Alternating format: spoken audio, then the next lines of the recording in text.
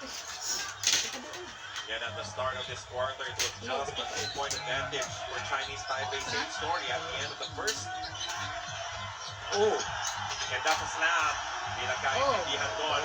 Stay or switch back. Depensa. Tapos the big screen. Nabigla tayo doon. Ngayon lang pinantaan si Gilbert. Supposed na. Second basket for in the quarter. That's that number of rebounds from the former Western Illinois defensive standout. 9-point advantage for Chinese Taipei. And now a switch. Gilbert, nice pass. Fajardo, easy basket assisted by JB. And again, finding ways to score. Justin Brownlee making things happen. Rare defensive breakdown for Chinese Taipei. Fajardo, 24 points and 7 assists. And this on the 3-ball for a 10-point lead. Biggest lead in the quarter for Taipei. Ramos with that point of 3. Yep, that's another foul. And that's a good call. 2 free throws coming up. 87 seconds remaining here in the third. Liu Cheng, the veteran, disagreeing with the call. What's the hold on there? But this is the foul. Before Ramos even hooked, there was a whistle already. Sending White back to the line. Fajardo getting the rest. Usan coming back.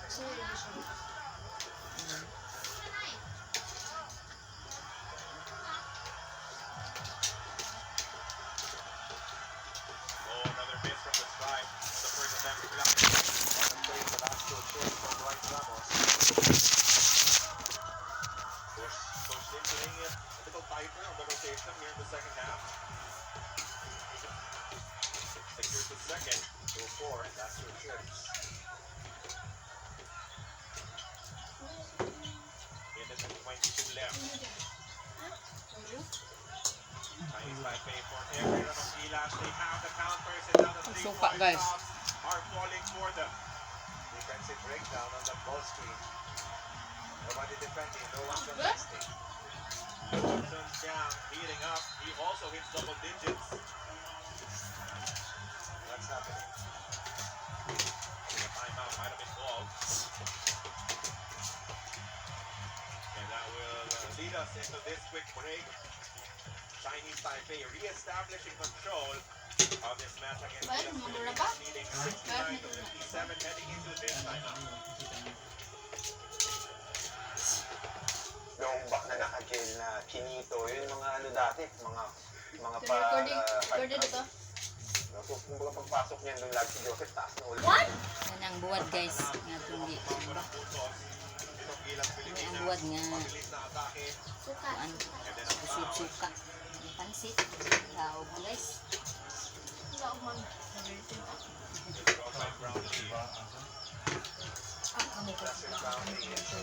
Referring to earlier, just doing a little bit of everything. Defending, scoring, rebounding, assisting. The foul was not on Gilbert, so the challenge was clean. It was from behind mula kay Liu Cheng. 25 for Brownlee. The big difference yung balance ng scoring.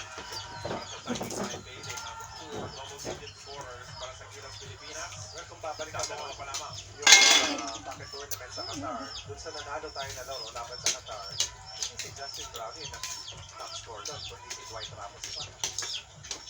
Pero maraming local double figures like Jun Marpardo.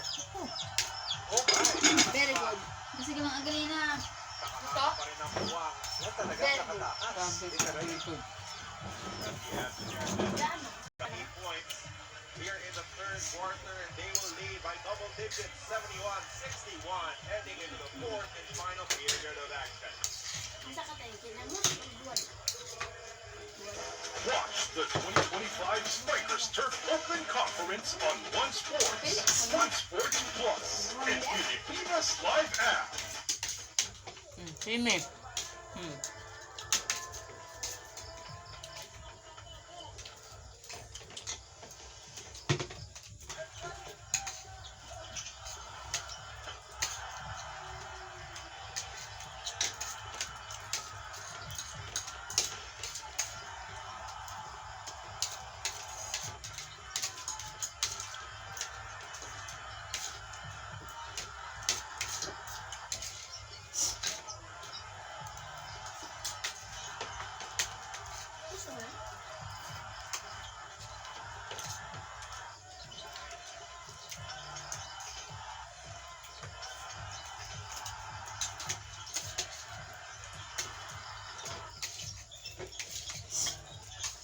Pilipinas. Down by 10 points to start the fourth quarter. Dito po sa pag-uumpisa ng ating kampanya sa final window of the FIBA Asia Cup qualifiers. Magandang gabi po sa inyong lahat. Carlo Bangisuan and Coach Bonnie Magsanok on the ball. Pakinit na 3-point shooting na naman yung ginamit ng Chinese Taipei para makalayo sa ating third quarter. At napakalaking bagay ng presence ni Brandon Gilbeck talaga. Of course, si Ganyaga, pumutok ng maaga. As Pinas Filipinos is able to take a 51-50 lead. Early going sa quarter 3 until, as you pointed out, Chinese Taipei started to wax up again from beyond the line. 33 points from Rainbow Territory tonight after the first 3 quarters for Chinese Taipei. Sabi ko mga Coach Bonnie, no?